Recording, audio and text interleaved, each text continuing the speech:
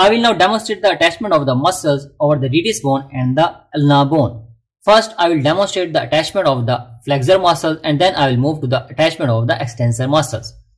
This is the front aspect of the radius bone. You can see we have a bicipital tuberosity here and then we have got an oblique line here.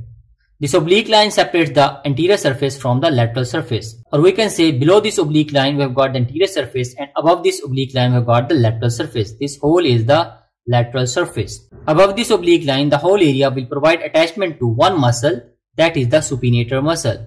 So here we will have the attachment of the supinator muscle.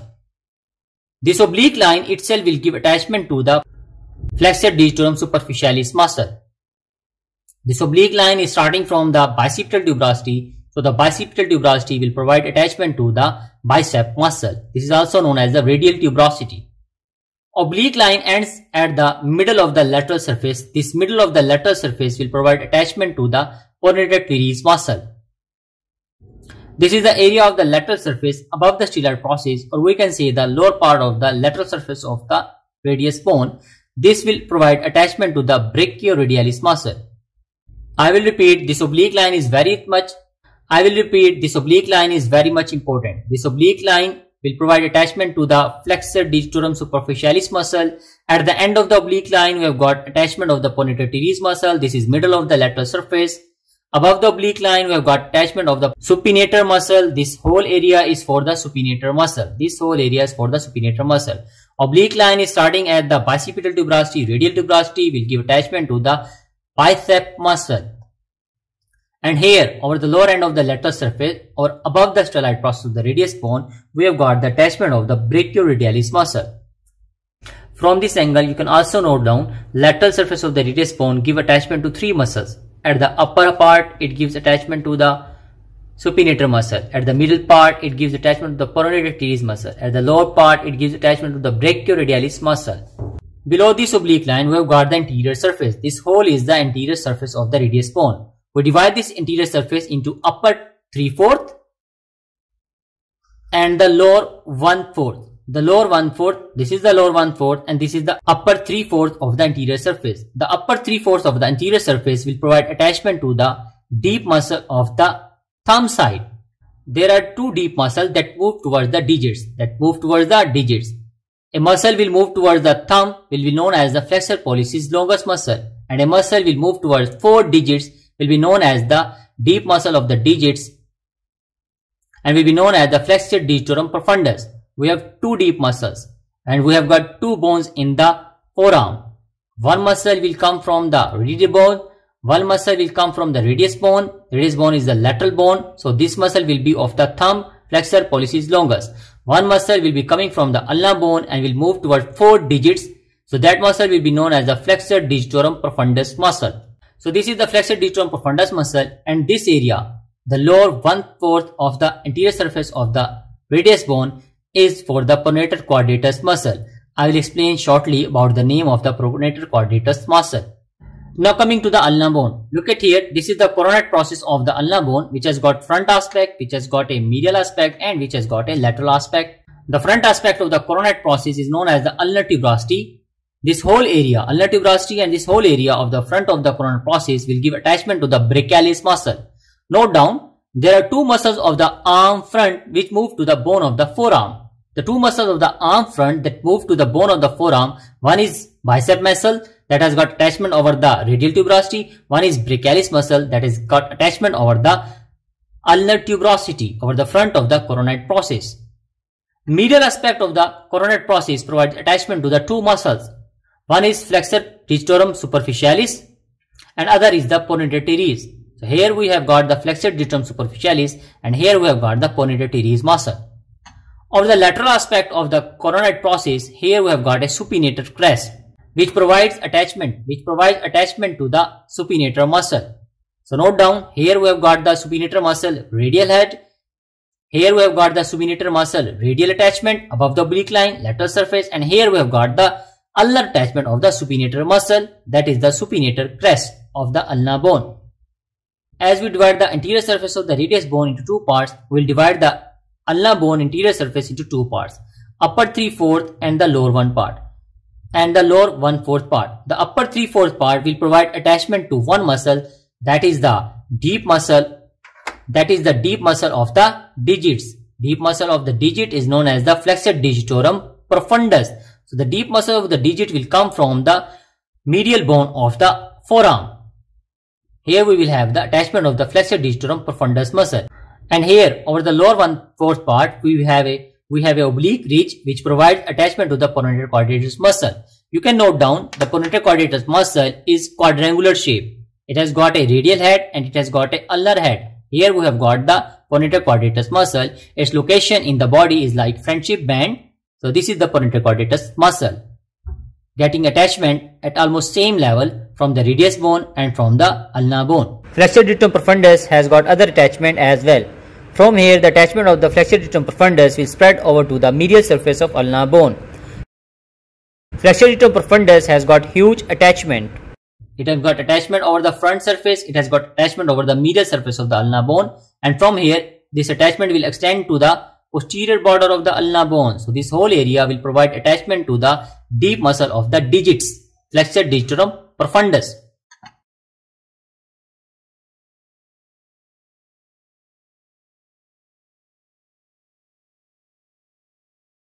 Now look at here, this is the humerus bone lower end. Without description of this part, we cannot complete the attachment of the flexors and extensors of the forearm muscles, because extensors and flexors of the forearm muscles has got attachment from the lower end of the humerus bone. So this is the medial epicondyle of the humerus bone and this is the medial supracondylar ridge. Likewise, this is the lateral epicondyle of the humerus bone and this is the lateral supracondylar ridge. The medial supracondylar ridge is known as the common flexor region because from here we get the attachment of the following muscle: flexor digitorum superficialis, palmaris longus, flexor carpi ulnaris and flexor carpi radialis. These four muscles have got attachment over the medial epicondyle of the humerus bone.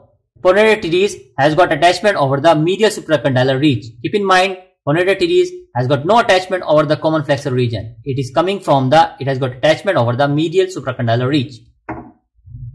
This is the lateral epicondyle. This is the lateral epicondyle of the humerus known as the common extensor region because it gives origin to the following extensor muscle. Note down: extensor carpi radialis brevis, extensor carpi ulnaris, extensor digitorum and extensor digiti minimi. These four muscles are coming from the lateral epicondyle.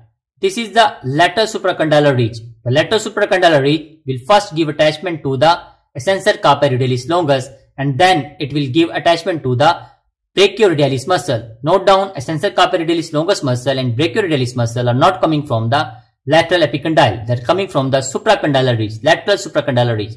They have got differences with the other extensor muscles. So these two muscles are sometimes studied and categorized into a different group, that is the lateral compartment of the forearm. Lateral compartment of the forearm has got extensor carpi radialis longus muscle and the brachioradialis muscle. We can say the muscles coming from the lateral supracondylar ridge are counted as the muscles of the lateral compartment of the forearm. Now look at here. This is the olecranon process of the ulnar bone. Triangular shape olecranon process of the ulnar bone, which has got a superior top aspect and a back aspect. From here we have got the attachment of the tricep muscle. Here we have got the distal attachment of the tricep muscles. This olecranon process continue into the posterior border of the ulnar bone. This posterior border of the ulnar bone give attachment to the extensor carpi ulnaris muscle as well as flexor carpi ulnaris muscle. So you can note down this posterior border has given attachment to three muscles.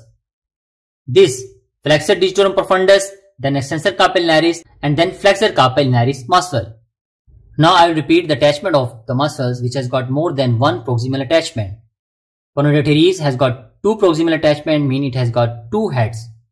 Likewise, flexor carpi ulnaris has got two proximal attachment, mean it has got two heads.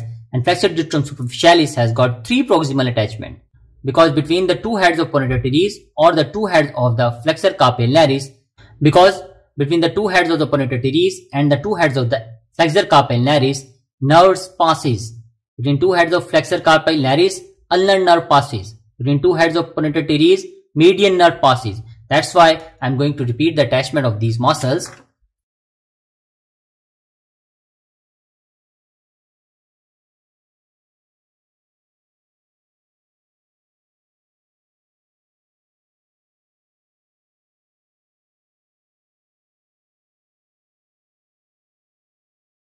Look at here.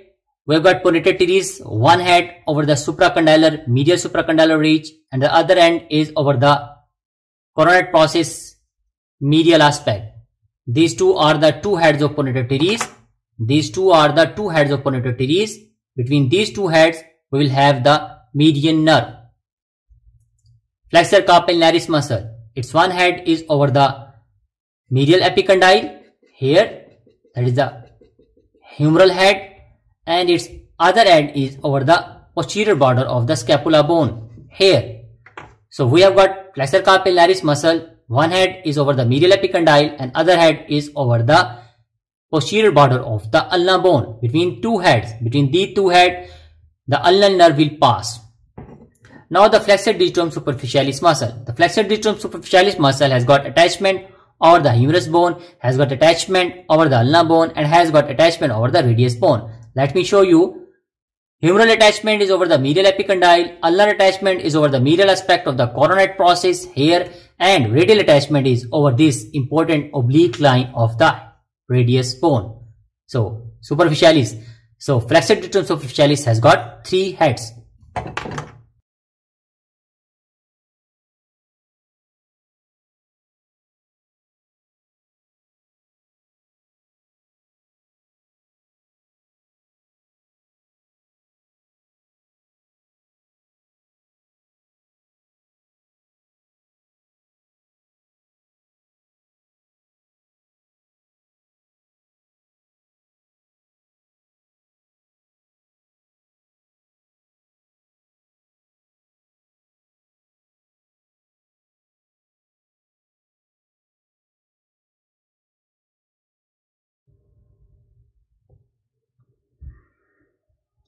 Now the attachment over the posterior surfaces of ulnar bone and the posterior surface of the radius bone.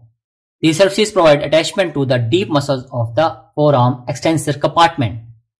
Forearm extensor compartment, one deep muscle is the supinator muscle, which I have described already. The other four muscles you will remember in a sequence. You will write down in a sequence because this sequence has got relation with its attachment. The sequence that I want you to remember is abductor pollicis longus, extensor pollicis longus, extensor pollicis brevis, and extensor indicis. Why I want you to follow this sequence? Because this is a sequence of the attachment over the radius and the ulnar bone. First is the abductor pollicis longus muscle, which will come from the radius bone posterior surface and the ulnar bone posterior surface. From both these sides, and in between is the anterocious membrane. From all this area, we will have the abductor pollicis longus muscle. Then the posterior surface area below the abductor pollicis longus muscle over the ulnar bone, we have got the extensor pollicis longus muscle. Of the radius bone, below the attachment of the abductor pollicis longus muscle, here we have got the attachment of the extensor pollicis brevis muscle. Then comes the turn of the ulnar bone. Below the ulnar bone, here below the attachment of the extensor pollicis longus muscle, we have got the attachment of the extensor indicis muscle. So these are four muscles. Muscle number 1 is abductor pollicis longus coming from both ulna and radius. Muscle number 2 is extensor pollicis longus coming from the ulnar bone. Muscle number 3 is extensor pollicis brevis coming from the radius bone. And fourth muscle is the extensor indicis muscle coming from the ulnar bone.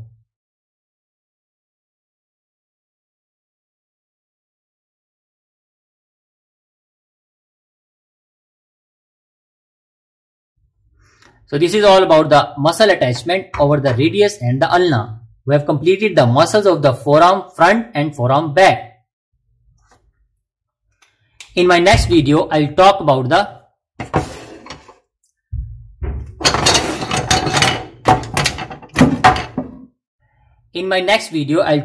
the distal attachment of all these muscles. How the forearm muscles have got distal attachment over the bones of the hand.